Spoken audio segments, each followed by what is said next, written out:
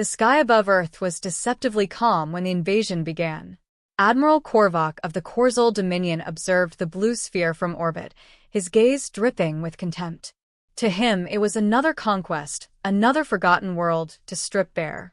His empire had stretched across 1,000 systems, breaking civilizations older and far more advanced than this one. Humanity, fractured and provincial, would fall in days. The Council had called Earth an easy target, a stepping stone to the richer star lanes beyond.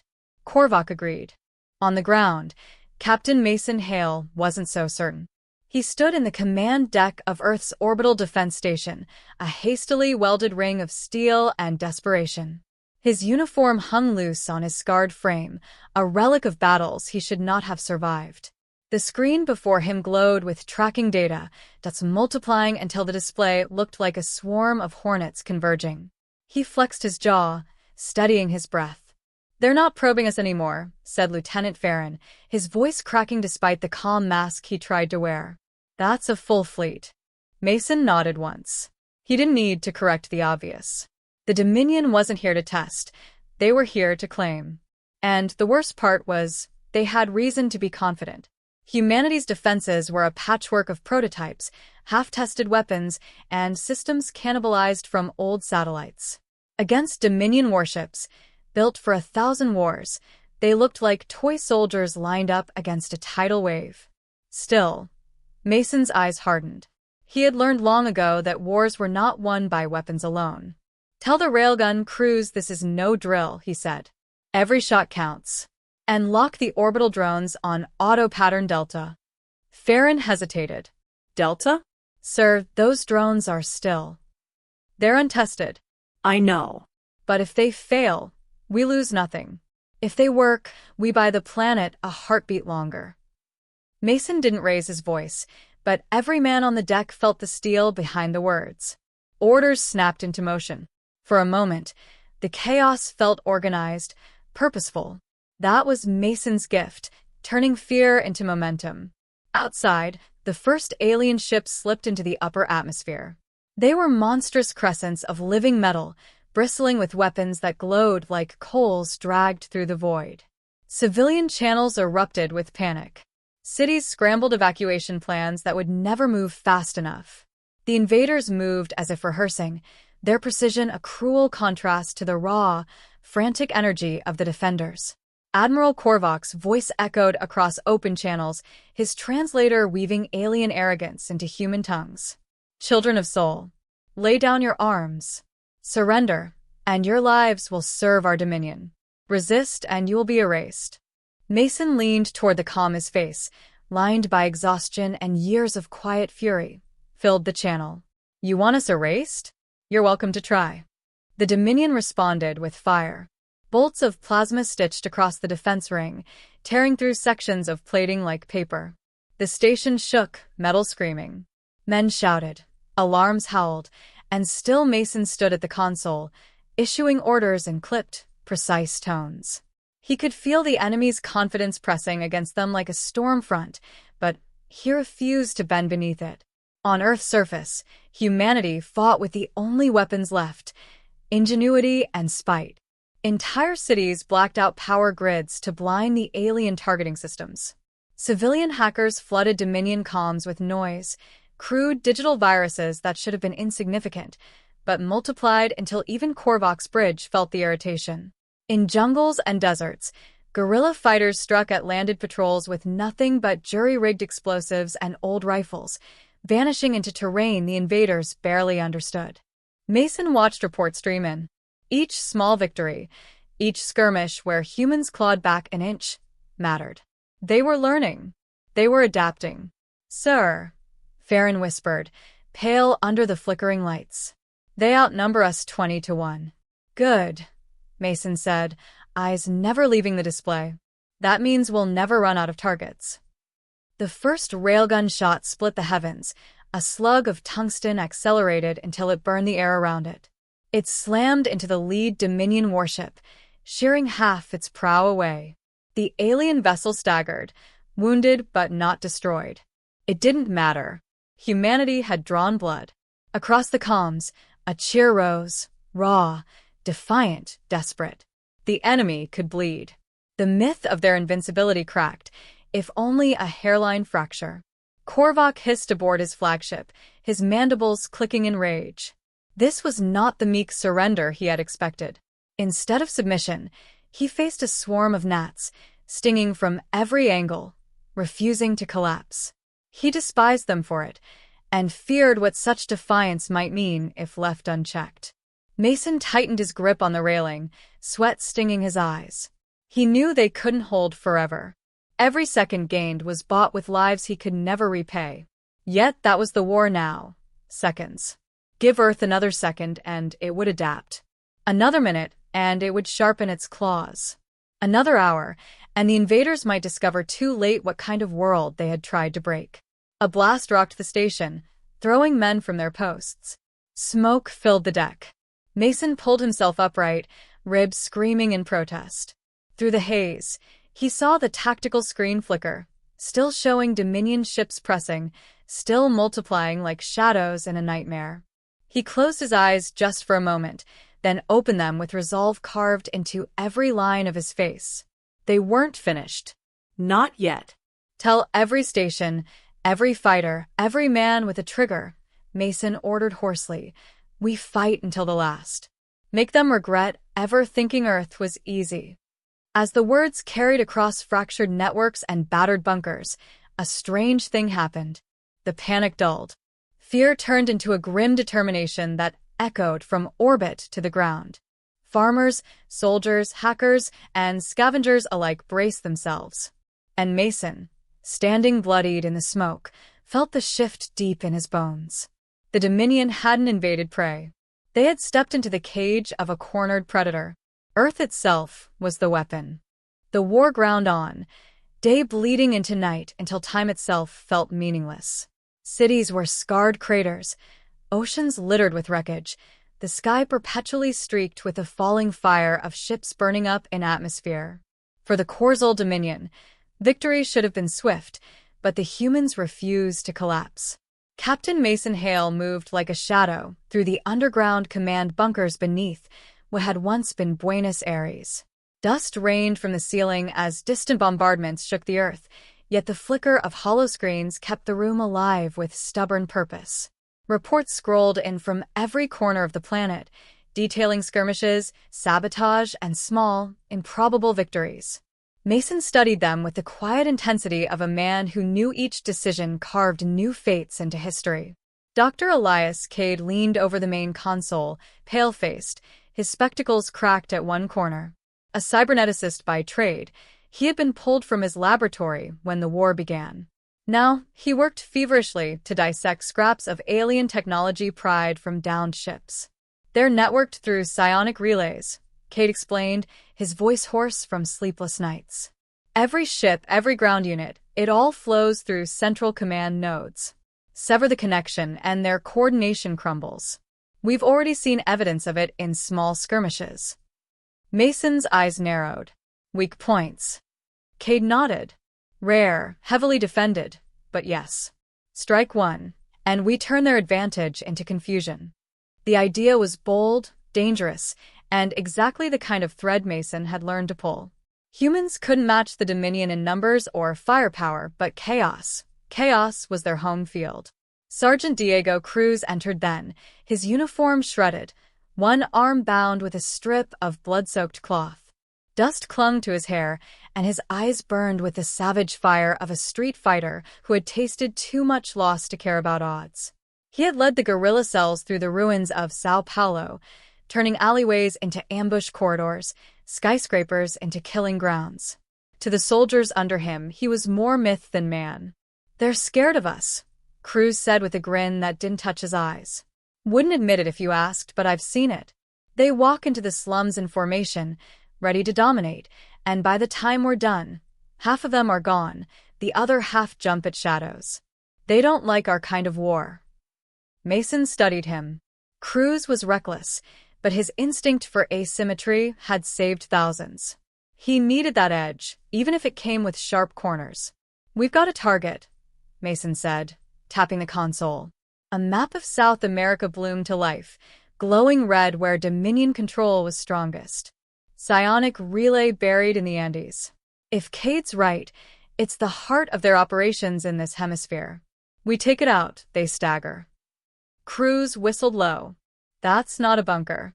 That's a fortress. Then we bleed for it, Mason replied. His tone was even final. Because if we don't, the rest of the planet will bleed instead. The decision settled like iron.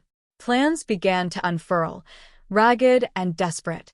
Resistance cells were mobilized, weapons scavenged and modified, transport secured through half-ruined highways and mountain passes crawling with enemy patrols. When the night came, they moved under cover of storms. Mason led from the front, a battered rifle slung across his back, his presence anchoring the men who followed. Cade carried a case of makeshift EMP charges, every step haunted by the fear that one wrong calculation would doom them all. Cruz stalked beside them with the rest of his fighters, grinning like a wolf eager to tear at the throat of a predator. The Andes rose like jagged teeth against the lightning-ripped sky. At their base, buried deep in stone, the alien relay pulsed with a dull, malignant glow. Dominion soldiers clustered around it, towering creatures armored in living carapace, their weapons cutting through the storm with eerie luminescence. Cruz's hand signal sliced the night, and the ambush began. Explosions thundered down the slopes, boulders rolled like unleashed gods, and humans burst from the shadows with gunfire and blades. The aliens reacted with trained precision, but Mason saw the cracks immediately. They were strong, but they were rigid. He moved through the chaos with brutal efficiency, rifle snapping, knife flashing in the dark. Every motion was survival distilled into muscle memory. Around him, men screamed, fell, and rose again. For every human that died, 2 more surged forward. Cade reached the relay, heart hammering as he pried open its outer casing. The alien material resisted, alive and writhing beneath his tools, but desperation made his hands steady. He planted the EMP charges in a careful ring, sweat mixing with the rain that poured down his face. "Mason," he shouted over the roar. "Now!" Mason dragged Cruz back from a collapsing wall and slammed his palm against the detonator. The world split open. Light poured from the relay, a violent scream that seemed to echo through bone and blood. Dominion soldiers froze, staggering as their movements fractured into confusion. Ships above shuddered, formations breaking apart, commands failing to synchronize. For the first time since the war began, the invaders faltered. Human cheers erupted across the battlefield. Cruz laughed raggedly, even as blood poured from a gash on his shoulder. "You see that? They bleed chaos." Mason didn't smile, but a grim satisfaction hardened his expression. This was no victory that ended wars, but it was proof. The Dominion could be wounded. As dawn broke over the mountains, Mason stood among the survivors, the relay reduced to a twisted husk smoking in the cold air. He looked at Cruz, then at Cade, and then at the weary faces of men who had fought through the night. "We gave them something to fear," he said quietly. His voice carried despite its softness, cutting through the wind.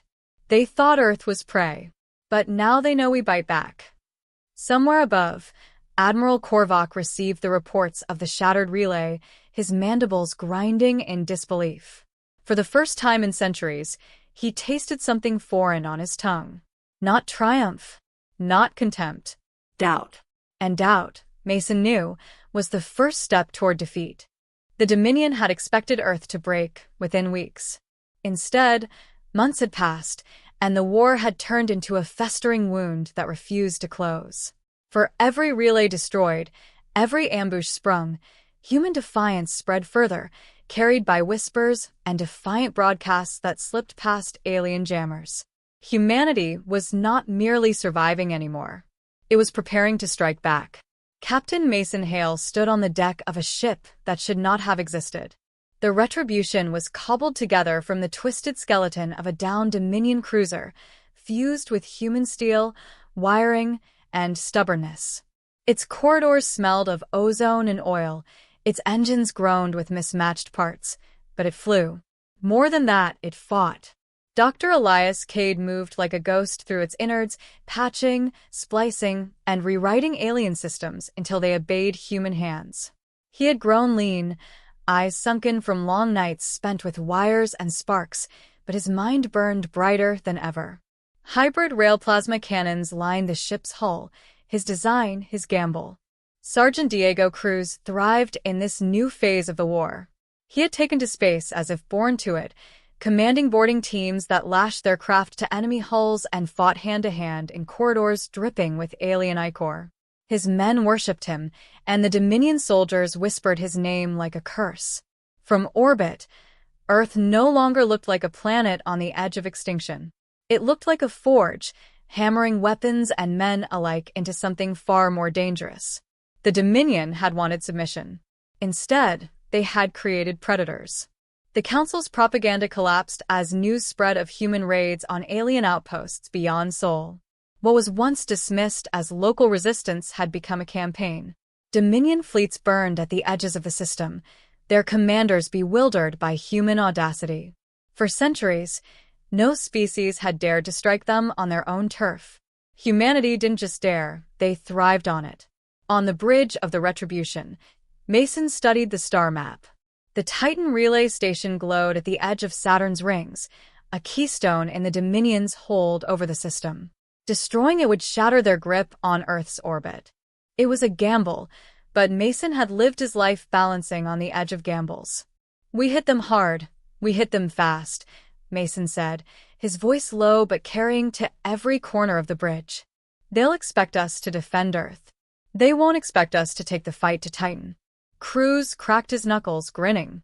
"About time we stop waiting for them to come to us." Cade frowned at the map. "Their defenses will be layered. Orbital cannons, carrier fleets, ground installations. If we fail, the losses will be catastrophic." Mason turned to him. "If we don't try, the war is already lost. They call us savages, but what they don't understand is that savages fight hardest when there's nothing left to lose." Cade hesitated, then nodded. He had seen enough of Mason's gambles pay off to silence his doubts. The fleet assembled, if it could be called a fleet.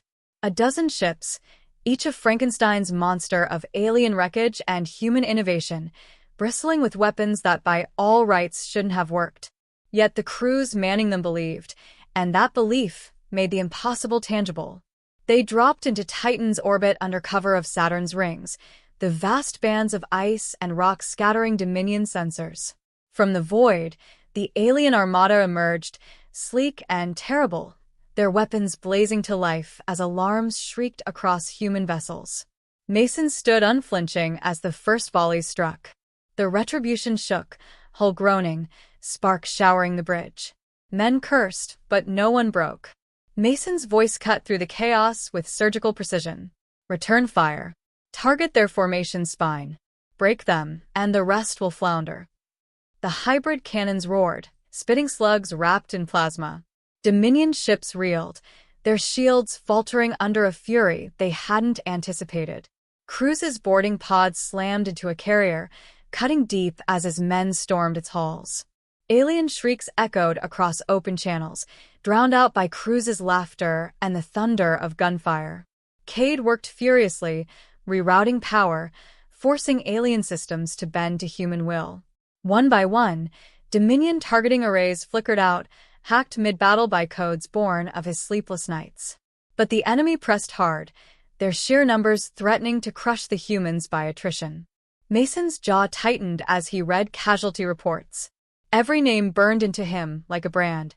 He could feel the weight of each life sacrificed to hold the line, and yet he pressed forward, because retreat meant extinction. "Bring us closer," Mason ordered. "Closer? Sir, their flagship." "Now!" The Retribution surged forward, weaving through the wreckage of battle. Plasma lances scorched its hull, tearing gashes across its patched plating. But it endured, barreling toward the Dominion flagship, a leviathan that had ruled unchallenged for centuries. Cruz's voice crackled over comms. "You're insane, Hale." "Then follow me into insanity," Mason replied. At point-blank range, the Retribution's cannons unleashed everything. The Dominion flagship's shield shattered, its hull rupturing in a blossom of fire. Cruz's boarding pods latched on like hunting dogs tearing into a beast, his men carving their way inside with brutal efficiency. Cade triggered the overload of stolen Dominion cores wired into the Retribution's spine. The explosion ripped through the enemy fleet, a chain reaction that left Titan skies ablaze with falling wreckage. When the firestorm cleared, silence hung over the battlefield.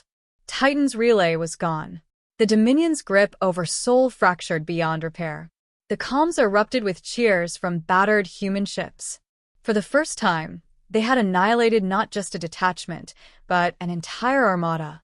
On the bridge, Mason gripped the railing, his knuckles white. Around him, men wept, shouted, embraced. He remained still, eyes locked on the stars beyond the wreckage. This victory was not the end. It was the beginning of something far larger. "They'll come back," Cade said softly, his face pale with exhaustion. "Of course they will," Mason answered. His voice was steady, almost calm. "But now they know. We're not prey.